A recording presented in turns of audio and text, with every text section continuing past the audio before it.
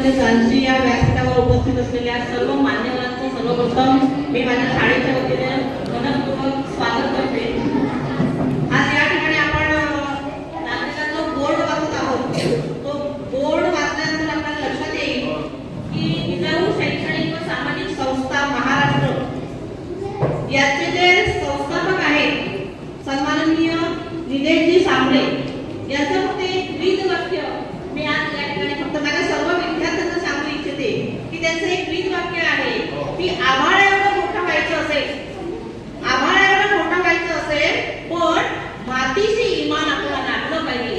आणि या ब्रीद वाक्याने प्रेरित होऊन सन्माननीय निलेशजी सांबळे यांनी संपूर्ण महाराष्ट्रामध्ये त्यांचं संपूर्ण जो जन्म आहे अतिशय सामान्य कुटुंबामध्ये झालेला आहे, परंतु या समाजाची मात्र काही बांधिलकी आहे या प्रेरणेनं आणि त्याचबरोबर सामान्य कुटुंबातील प्रत्येक मुलांचा शैक्षणिक विकासाच्या दृष्टिकोनातून प्रत्येक विद्यार्थ्याला शिक्षणाच्या काही सोयी सुविधा उपलब्ध करून मला देता येतील का किंवा सगळ्या क्षेत्रामध्ये मला जे जे काही करता येईल हे उदात्त हेतू ठेवून या निलेशजी सांबळे यांनी या ठिकाणी जिजाऊ शैक्षणिक व सामाजिक संस्था ही स्थापन केली आणि या संस्थेचं कार्य आज महाराष्ट्रामध्ये अतिशय उंच असं भरारी घेत आहे। आणि याचं प्रतिनिधी म्हणून यांनी आपल्या सानेगुडी विद्यामंदिर जानशी या हायस्कूलमध्ये शिकत असलेल्या सर्व विद्यार्थ्यांना वह्यांचं वाटप आज त्यांच्या हस्ते करणार आहे। आणि या वह्यांचं वाटप करण्यासाठी व्यासपीठावर उपस्थित असलेले आपल्या जिजाऊ शैक्षणिक सामाजिक संस्था या संस्थेचे सचिव सन्माननीय केदार चव्हाण साहेब, त्याचबरोबर मोहन पाणावे साहेब अध्यक्ष राजापूर प्रतिष्ठान साहेब आणि त्याचबरोबर प्रकाश पुजारी पोलीस पाटील अध्यक्ष आणि सुभाष नलावडे समन्वय समितीचे आहेत, त्याचबरोबर गोपाळ गोंडाळ, प्रभाकर मालपेकर, सुधीर विचारे, उमेश सिगवण, अक्षय कशेळकर, दीपक कुडाळकर, दिलीप नलावडे, गौरव सौंदरकर, सत्यवान कणेरीसर, संतोष तांबे आणि प्रकाश गावकर या सर्वांचं सर्वप्रथम मी माझ्या सानेगुडी विद्यामंदिर जानशीच्या वतीने मनपूर्वक स्वागत करते आणि माझ्या मुख्याध्यापकांना विनंती करते की या सर्वांचं त्यांनी गुलाब पुष्प देऊन स्वागत करावं। सर्वप्रथम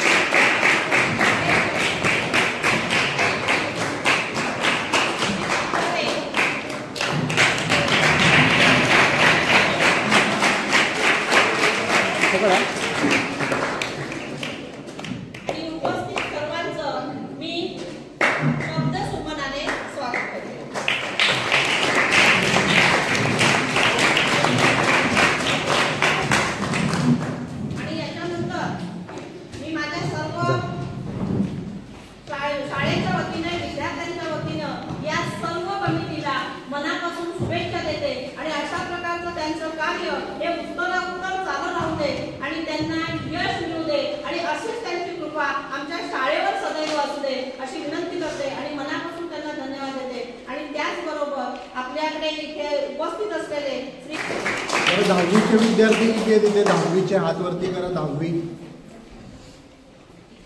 9वी, 8वी व्यासपीठावर उपस्थित आदरणीय सर्व मान्यवर, येथे उपस्थित आदरणीय गुरुजन वर्ग व सर्व विद्यार्थी मित्रांना माझा नमस्कार। एकदा स्वतःसाठी जोरदार टाळ्या।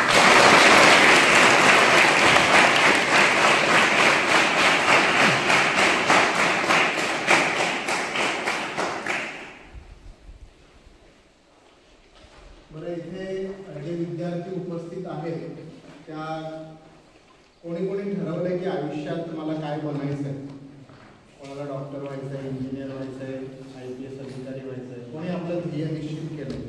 थोडक्यात आपण घरून जेव्हा निघतो बस पकडून गेलो सकाळी 7ची बस असेल तर आपण 7ला 5 मी असताना जाऊन बस स्टॉपवर उभं राहतो, त्याच्या आधी आपण उठतो, आपली सगळं दप्तर भरतो, आपले नियंत्रण आपण पार पाडतो आणि त्यानंतर आपण शाळेची बस पकडून शाळेत येतो. म्हणजे थोडक्यात काय, त्या प्रवासासाठी लागणारं नियोजन आपण करतो.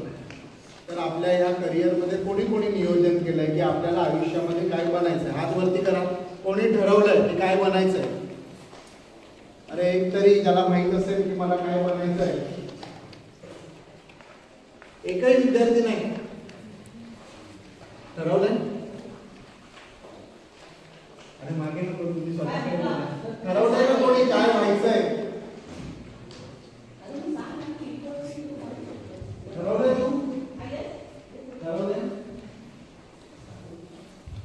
एकदा काय नाव तुझं? जोरदार टाळ्या वाजवायच्या.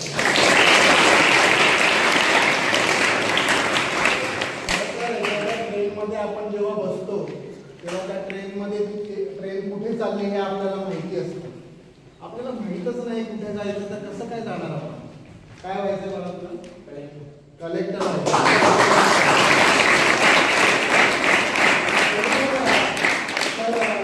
म्हणजे ना आता या वयाच्या माध्यमातून देवरुख असेल, जवाहर असेल, रत्नागिरी असेल, खूप शाळा केली. काल रत्नागिरी तालुक्यामध्ये सतकोंडी गावामध्ये एक विद्यार्थिनी भेटली.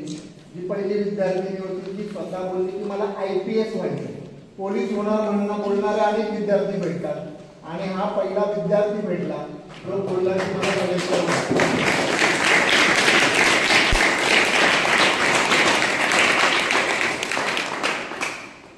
खरं तर बाळांनो,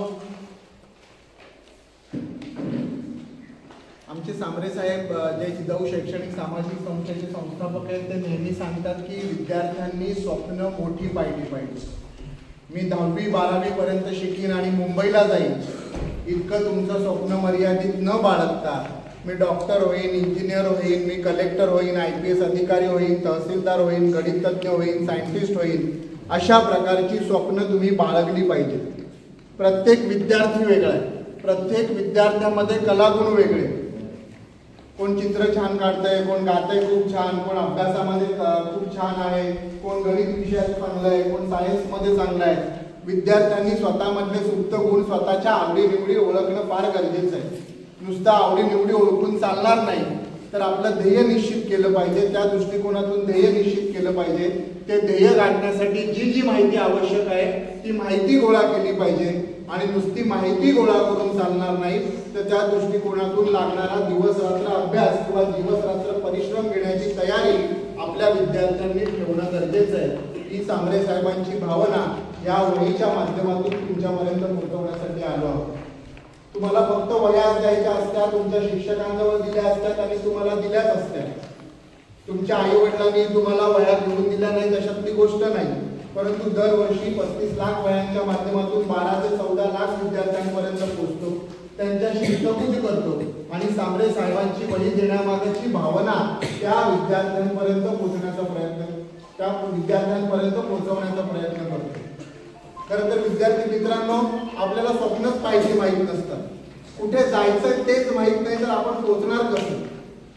तुम्ही स्वप्न पाहिली पाहिजे. तुम्ही ठरवा, तुमच्या मनाशी खूणगाठ बांधा की मला माझ्या आयुष्यात काय बनायचंय. तुमच्या आयुष्यातली पुढची जे 8वी 9वी 10वीचे जे विद्यार्थी आहेत, पुढच्या आयुष्यातली 10 वर्ष ही फार महत्वाची असणार आहेत. ही 10 वर्ष तुमच्या आयुष्यात परत कधीच येणार नाही. ही 10 वर्ष ठरवणार आहेत की तुम्ही आयुष्य, या 10 वर्षानंतरचं आयुष्य कशा प्रकारे व्यतीत करणार आहात. तुम्हाला सुखी, समृद्धी, यशस्वी जर आयुष्य व्यतीत करायचं असेल तर तुम्हाला तुमचं ध्येय निश्चित केलं पाहिजे. त्या दृष्टिकोनातून माहिती गोळा केली पाहिजे आणि त्या दिशेने सातत्याने मार्गक्रमण करत राहिलं पाहिजे. जर अशा पद्धतीने तुम्ही नियोजन करणार नाही तर 10 वर्षानंतरचा कालखंड, त्यानंतरचा येणारा कालखंड तुम्हाला अनेक अडचणींचा सामना करावा लागू शकतो. वेळ फार महत्वाची आहे बाळांनो. वेळेचे 2 प्रकारे उपयोग करता येतो. एक तर वेळ वाया घालवता येते आणि वेळ इन्व्हेस्ट करता येते.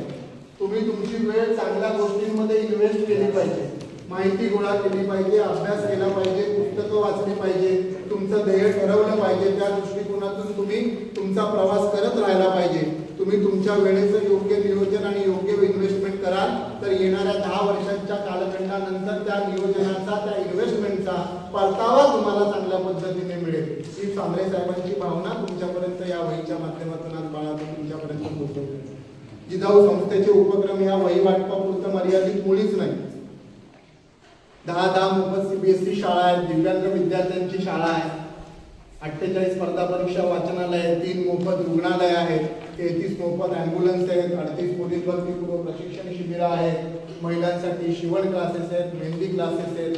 या माध्यमातून जिजाऊ शैक्षणिक सामाजिक संस्था तळागाळातल्या लोकांपर्यंत पोहोचण्याचा प्रयत्न करत असते. वहीच्या माध्यमातून बाळांनो तुम्हाला हेच सांगतोय की जेव्हा जेव्हा तुमच्या शैक्षणिक वाटचालीमध्ये जिथे जिथे अडथळा निर्माण होईल त्या शैक्षणिक वाटचालीमध्ये जिजाऊ शैक्षणिक सामाजिक संस्था नेहमी तुमच्याबरोबर खंबीरपणे उभी असेल ही भावना या वहीच्या माध्यमातून तुमच्यापर्यंत आम्ही पोहोचवण्याचा प्रयत्न करतो. खरं तर आपल्या पुढे अनेक लोक येतात, अनेक भाषणं देतात, अनेक जण मोठमोठे प्रवचन देऊन जातात, परंतु विद्यार्थ्यांना मात्र कळतच नाही की त्या गोष्टींमधून आपण नक्की काय घेतलं पाहिजे, काय आपल्या आयुष्यात आपण अंगीकृत केलं पाहिजे हेच विद्यार्थ्यांना कळत नाही. त्याचं गांभीर्यच विद्यार्थ्यांना समजत नाही.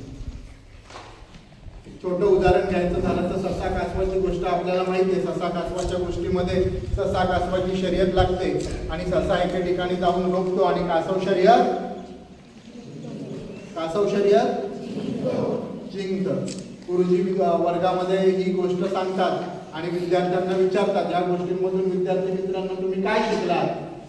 एक मुलगा हात वरती करतो आणि म्हणतो सर दुनिया इकडची तिकडे तरी झाली तरी चालेल पण दुपारची झोप छान झाली पाहिजे हे मी या गोष्टीमधून शिकलो. आपल्याला खरं माहीतच नाहीये की समोरचे काय सांगतायत, त्यातून आपण काय घेतलं पाहिजे, त्यातून आपण अंगीकृत काय केलं पाहिजे. आपण नेहमी आजची गोष्ट उद्यावर ढकलतो. अभ्यास करीन ना पण उद्यापासून करेन. आजपासून सुरुवात झाली पाहिजे. आपल्या आयुष्यातला येणारा प्रत्येक सेकंद महत्वाचा आहे. एका सेकंदाचं महत्व जाणायचं असेल तर ऑलिम्पिक मध्ये गोल्ड मेडल उठलेल्या धावपटूला विचारा की एका सेकंदाचं महत्व काय. इतकं वेळेचं महत्व येणाऱ्या काळात आयुष्यामध्ये तुमच्याशी असणार आहे आणि त्या वेळेचं गांभीर्य तुम्ही बाळगलं पाहिजे. ही भावना तुमच्यापर्यंत या वहीच्या माध्यमातून आम्ही पोहोचवण्यासाठी आलो आहोत. तुम्ही ग्रामीण भागातले आहात. येणाऱ्या काळामध्ये अनेक अडचणी तुमच्याशी येतील. दळणवळणाची साधनं अपुरी असतील, सोयी सुविधा अपुऱ्या असतील, घरात लाईट येण्या जाण्याचा प्रॉब्लेम असेल, परंतु ह्या सगळ्या गोष्टींवर मात करायचा कोणी तर तुम्हालाच करावं लागेल. तर मात तुम्ही कशी करू शकता. तुमच्यामध्ये जर तुम्ही जिद्द ठेवली, चिकाटी ठेवली, तुमच्या प्रयत्नांमध्ये सातत्य ठेवलं तर ह्या सगळ्या अडचणींवर विद्यार्थी मित्रांनो तुम्ही मात करू शकता. आमचा कोल्हापूरचा स्वप्नील माने नावाचा विद्यार्थी, त्याला आई नाही वडील नाही, अनाथ मुलांनी पैशाअभावी शिक्षण सोडण्याचा निर्णय घेतला होता. योग्य वेळी जिजाऊ शैक्षणिक सामाजिक संस्थेच्या संपर्कात आला, शिक्षण सुरू ठेवलं. जिजाऊ संस्थेच्या माध्यमातून घडलेला हा पहिला IPS अधिकारी जो आता कोलकात्याला त्याची सेवा देतो.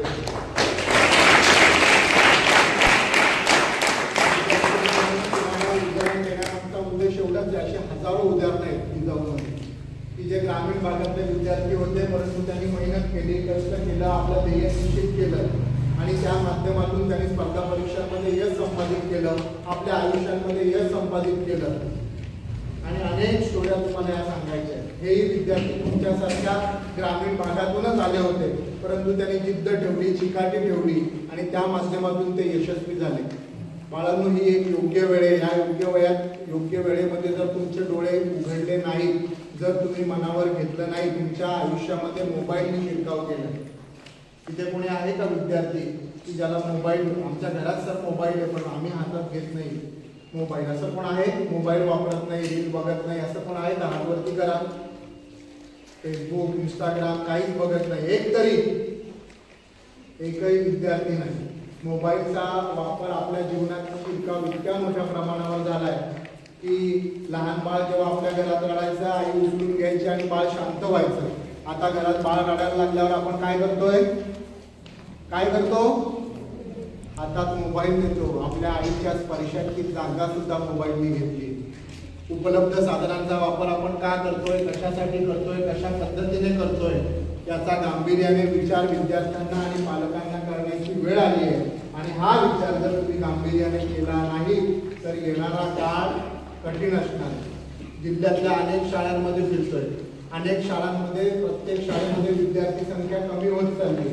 येणाऱ्या काळामध्ये असेच जर हे धोरणे मुंबईकडे जात राहिले, आपण आपलं ध्येय निश्चित केलं नाही, स्वप्न मोठी पाहिली नाही, अशाच प्रकारे मुंबईला जात राहिलो, तिथे मोलमजुरी करत राहिलो, तर या शाळांमध्ये विद्यार्थी उरणार नाही. तुम्ही ह्या कोकणाचं नाही तर भारताचं भविष्य आहे. भारताचं भविष्य घडवायचं असेल तर तुमचं भविष्य आधी समृद्ध होणं, तुमचं भविष्य घडणं गरजेचं आहे. आणि मीच आहे माझ्या जीवनाचा शिल्पकार. कोणी ब्रह्मदेव येऊन तुमचं भविष्य घडवणार नाही, कोणी काका, कोणी मामा, कोणी नातलग तुमचं भविष्य घडवणार नाही, तर ते तुम्हाला तुमच्या मेहनतीनेच घडवावं लागेल. ही भावना या वहीच्या माध्यमातून तुमच्यापर्यंत पोहोचवण्यासाठी आलो. ही बाळांनो वही जेव्हा जेव्हा तुम्हाला दिसेल ना की तुम्ही अभ्यासासाठी वापरालाही नाही वापरालाही, पण जेव्हा जेव्हा तुम्हाला दिसेल तेव्हा तुम्हाला त्याची जाणीव झाली पाहिजे की ह्या वही देण्यासाठी जिजाऊ शैक्षणिक सामाजिक संस्थेच्या माध्यमातून कोणीतरी आले होते आणि त्यांनी आम्हाला सांगितलं की मोठं स्वप्न पहा, तुमच्यातले सुप्त गुण ओळखा, तुमचं ध्येय आत्ताच निश्चित करा, त्या ध्येयासाठी लागणारी माहिती गोळा करा. आणि नुसती माहिती गोळा करून चालणार नाही, तर दिवस रात्र त्यासाठी मेहनत घ्यावी लागेल. तुम्ही निवडलेल्या क्षेत्रामध्ये कुठल्या कुठल्या व्यक्तींनी यश संपादन केलंय त्याची माहिती गोळा करा. त्यांनी यश संपादन करताना कशा प्रकारे कष्ट केले, कशा प्रकारे खास्ता काढल्या, कशा प्रकारे माहिती घेतली, कशा प्रकारे त्यांच्या या प्रवासामध्ये अडचणी आल्या याची माहिती घ्या. आणि त्यांनी केलेल्या मेहनतीपेक्षा जास्त मेहनत करण्याचा तुम्ही प्रयत्न करा. तुमच्या हातात जे पत्रक दिलंय त्या पत्रकामध्ये जिजाऊ शैक्षणिक सामाजिक संस्थेच्या सांबरे साहेबांचं मनोगत दिलं आहे, परंतु त्यांच्या पाठीमागच्या बाजूला रत्नागिरीमध्ये सांबरे साहेबांनी एक मोफत रुग्णालय सुरू केलंय. म्हणजे हॉस्पिटलमध्ये गेल्यावर आपल्याला पहिल्यांदा डिपॉझिट भरावं लागतं, पैसे भरावे लागतात, औषधांसाठी पैसे लागतात, ऑपरेशनसाठी पैसे लागतात, परंतु ह्या रुग्णालयात कॅश काउंटर बिलकुल नाही. कॅन्सर पासून अनेक सगळ्या प्रकारच्या शस्त्रक्रिया या रुग्णालयामध्ये मोफत होतात. खरं तर रुग्णालयाची गरज आयुष्यामध्ये कोणाला लागू नये, परंतु गरज लागलीच तर त्यावर त्या हॉस्पिटलचा नंबर दिलाय. त्यामुळे हे पत्रक बाळांनो तुम्ही सांभाळून ठेवा, घरी ठेवा. जर कोणाला गरज लागली तर त्या रुग्णालयाशी तुम्ही संपर्क करा, जेणेकरून तो रुग्ण बरा होऊ शकतो. मी इथे जी माहिती सांगितली, ज्या प्रकारे तुम्हाला माहिती सांगितली, त्याचं गांभीर्य तुम्ही वेळेत ओळखा. हे गांभीर्य जर तुम्ही वेळेत ओळखलं आणि त्या दृष्टिकोनातून तुमचा शैक्षणिक प्रवास सुरू केला तर येणाऱ्या काळात तुम्हाला यशस्वी होण्यापासून कोणीच रोखू शकणार नाही. ही भावना सांबरे साहेबांच्या वहीच्या माध्यमातून आज आम्ही तुमच्यापर्यंत पोहोचवतोय. मी ज्या गोष्टी सांगितल्या त्या गोष्टीची तुम्ही गंभीरतेने दखल घ्या आणि तुमच्या जीवनात त्याचा उपयोग नक्की करा. जिथे जिथे अडचणी असतील पत्रक तुमच्याकडे आहे, त्यावर कॉन्टॅक्ट नंबर आहे, वही तुम्हाला देणार आहोत, त्याच्यावर उपक्रम आहे, त्याच्यावर कॉन्टॅक्ट नंबर आहे, तुम्ही कधीही संपर्क साधू शकता. आमचे एक संदीप पाटील सर आहेत, ते करिअर काउन्सिलर आहेत. तुम्हाला जे जे घडायचं आहे तुमच्या आई वडिलांसहित त्यांना भेटा. ते तुम्हाला नुसतं सांगणार नाही, तर तुम्हाला तुमच्या आवडीनिवडी जाणून लिहून देतील की तुम्हाला तुमचं करिअर घडवण्यासाठी काय केलं पाहिजे, कुठल्या परीक्षा दिल्या पाहिजेत, कितवीपासून परीक्षा दिल्या पाहिजेत, कुठली पुस्तकं वाचली पाहिजेत, 10वी 12वी नंतरची वाटचाल कशी असली पाहिजे, या सगळ्या प्रकारची माहिती ते तुम्हाला देतील. शाळेने जर आग्रह केला तर येत्या काळात आपण त्यांचं लेक्चर या शाळेत नक्की अरेंज करू, अशी भावना मी या ठिकाणी व्यक्त करतो. अतिशय चांगला कार्यक्रम येथे आयोजित केला, तुम्ही शांत मार्गाने ऐकून घेतलं. माझ्या या भावनांची गंभीरता तुम्ही ओळखाल आणि तुमचं आयुष्य सुखी, समाधानी, समृद्ध होईल अशी आशा बाळगतो आणि 2 शब्द संपवतो. धन्यवाद.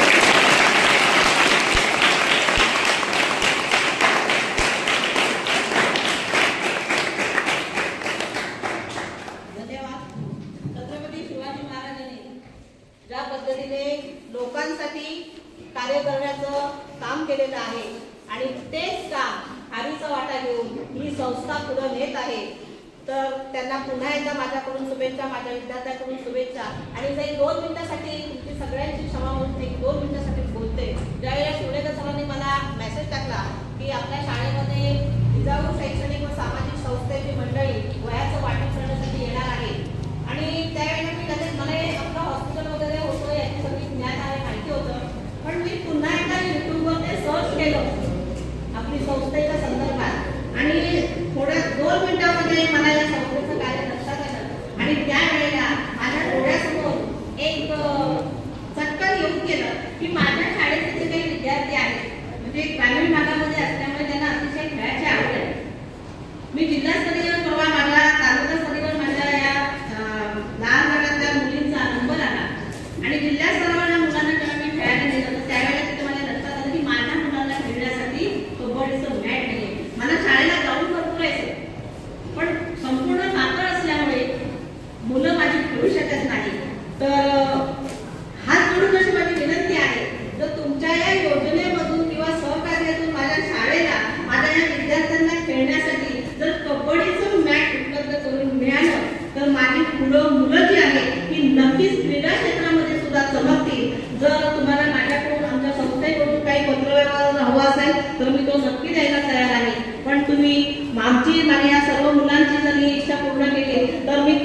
तुमचे मनापासून आभार मानेन आणि याच्यानंतर तुम्हा सर्वांचा आभार मानण्यासाठी आमच्या शाळेचे मुख्याध्यापक शिवडेकर सर यांना विनंती करते.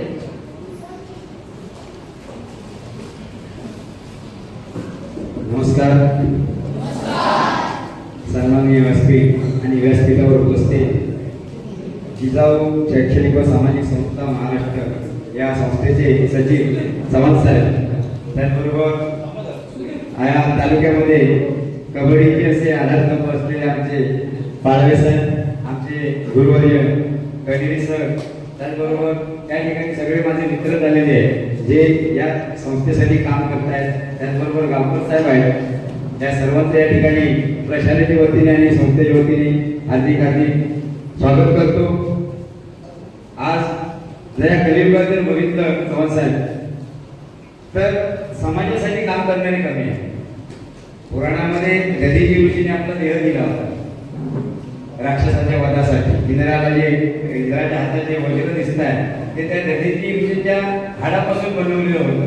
पण त्यानंतर आजपर्यंत कुठल्यापेक्षा मानवाने एवढं कार्य केलं नाही की समाजाने त्याला उचलून धरलेलं आहे. आणि खरं तर या तळागाळातल्या विद्यार्थ्यांसाठी आज सांबरे साहेब, निगेलजी सांबरे साहेब जे काम करतायत त्याचा आउटपुट सुद्धा मिळायला लागलेला आहे. बऱ्याचशा ठिकाणी कामं होतात पण त्याच्यातून काय निष्पन्न होत नाही. पण या संस्थेमार्फत जे काय काम आजपर्यंत केलं जातंय आणि पुढे केलं जाणार आहे त्याच्यातून आउटपुट मिळतंय. आणि आमचे विद्यार्थी सुद्धा, आमच्या गावचे सुद्धा बरेचसे विद्यार्थी आज पोलीस अकॅडमीची स्थापना केलेली आहे. त्याच्यामध्ये भाग घेण्यासाठी भरपूर जण आज रांगेत आहेत. सांबरे साहेबांनी जी